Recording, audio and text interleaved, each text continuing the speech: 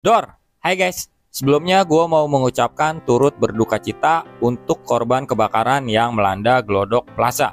Dan bagi korban yang belum ditemukan, semoga lekas ditemukan ya. Dan yang terakhir bagi keluarga para korban, semoga diberi kekuatan untuk menghadapi musibah ini. Dan sebagai informasi lanjutan, sampai video ini dibuat, tim penyelamat telah mengevakuasi 8 jenazah korban kebakaran di Glodok Plaza dari total 14 korban yang dilaporkan hilang. Menurut beberapa informasi yang udah kita dapat ya, sumber api kebakaran ini dikabarkan berasal dari tempat hiburan malam bernama Tiara atau yang lebih dikenal dengan nama Golden Crown di lantai atas Glodok Plaza. Dan pada kesempatan kali ini kita akan mengupas sejarah dari berdirinya Golden Crown ini yang sudah berganti nama menjadi Tiara. Tempat hiburan malam ini pernah beberapa kali disorot oleh media ya.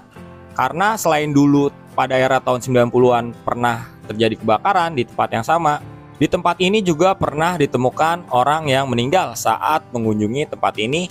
Dan yang menghebohkan berikutnya adalah ratusan pengunjung yang kedapatan positif narkoba saat digerebek oleh BNN.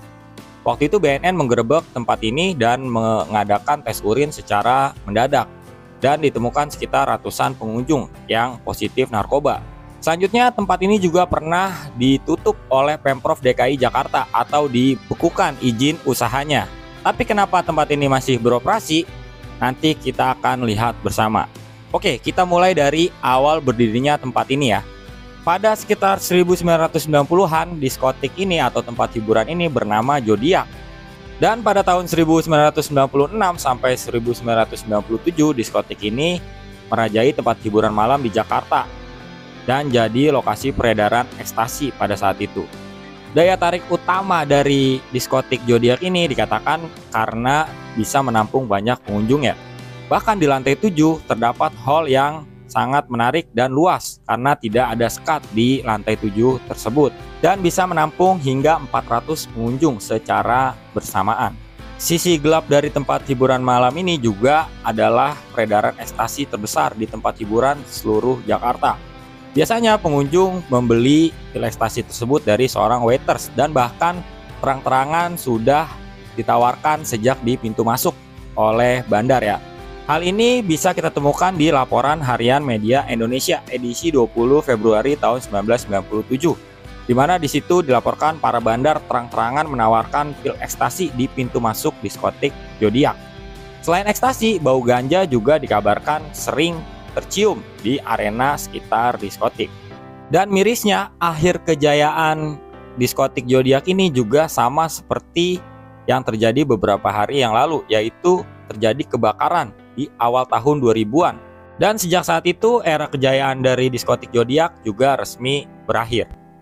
Dari beberapa sumber yang kita himpun, diskotik atau tempat hiburan malam ini kembali dibuka pada tahun 2002 setelah masa renovasi pasca kebakaran ya. Dan sejak saat itu diskotik atau tempat hiburan malam ini berganti nama menjadi Golden Crown.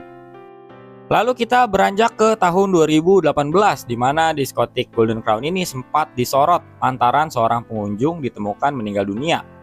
Dan setelah diselidiki oleh pihak kepolisian, tidak ditemukan tanda penganiayaan di tubuh pengunjung diskotik tersebut. Dan setelah pengumuman tersebut oleh pihak kepolisian, berita ini pun kemudian mereda.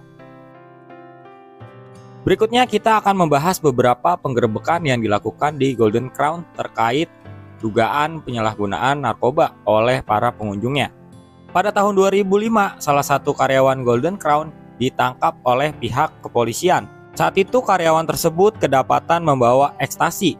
Buntut dari peristiwa itu, Golden Crown sempat ditutup oleh Polres Jakarta Barat, tapi tidak dijelaskan kapan dibuka kembali. Kemudian pada 6 Desember tahun 2015, Polda Metro Jaya dan BNN kembali melakukan penggerebekan di Golden Crown dan ditemukan 65 orang positif menggunakan narkoba dan langsung diserahkan ke BNNP DKI untuk dilakukan rehabilitasi. Berikutnya adalah pada tahun 2017, Pak Sandiaga Uno yang saat itu menjabat sebagai Wakil Gubernur DKI Jakarta sudah mengeluarkan statement yang mengancam akan menutup 4 tempat hiburan malam, salah satunya adalah Golden Crown, karena ditemukan adanya peredaran narkoba. Tapi nyatanya itu hanya dilakukan peringatan keras pertama dan tidak ditutup.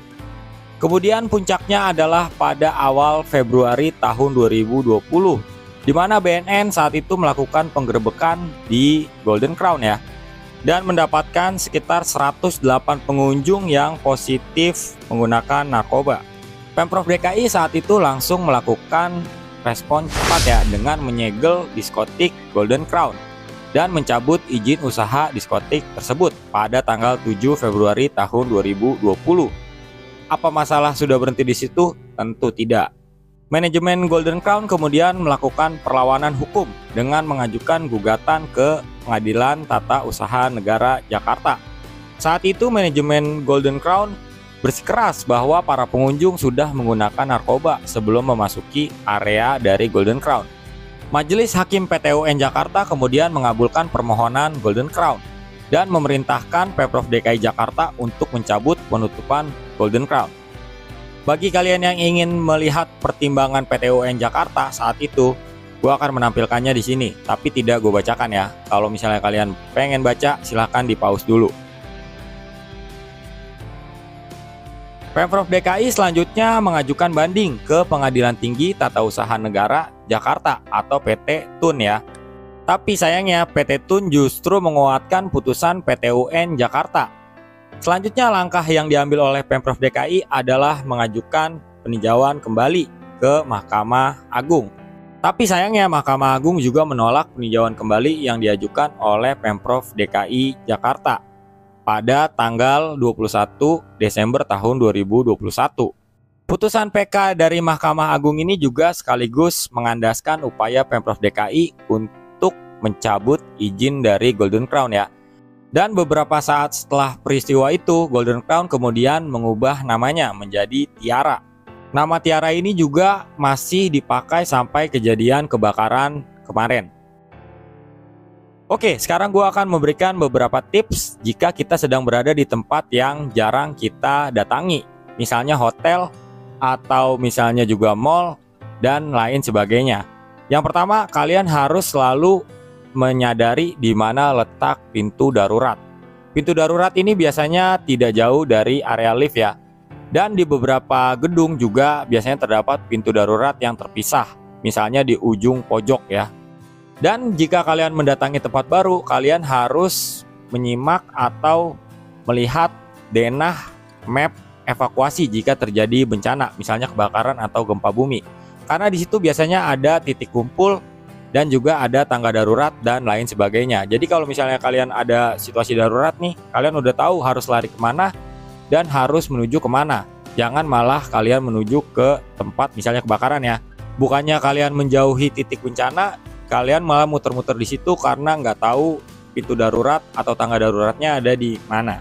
Lalu yang kedua, saran gue jika kalian ingin mencari tempat hiburan malam, cari yang lokasinya strategis ya. Strategis di sini adalah jika terjadi suatu bencana bisa dilakukan penyelamatan dengan cepat. Kalau kita lihat situasi Glodok atau lokasinya nih ya, itu banyak gang-gang yang sempit karena di sebelah kanan dan kirinya banyak bangunan lain.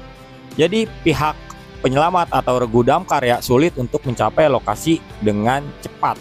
Jadi saran gua cari tempat yang lokasinya lebih terbuka atau lebih gampang ya.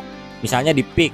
Itu kalau terjadi sesuatu akan lebih mudah untuk menyelamatkan diri ketimbang di tempat yang seperti Glodok Plaza.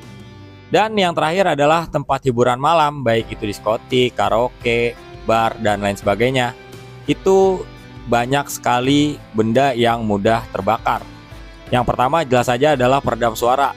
Peredam suara ini ada di semua sisi, di lantai, di dinding, dan di atap ya.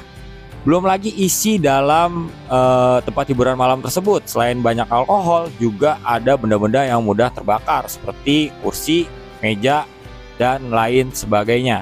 Apalagi jika semakin banyak sekat-sekat atau partisi-partisi, maka semakin banyak benda-benda di tempat tersebut yang secara otomatis juga akan mempercepat menjalarnya api.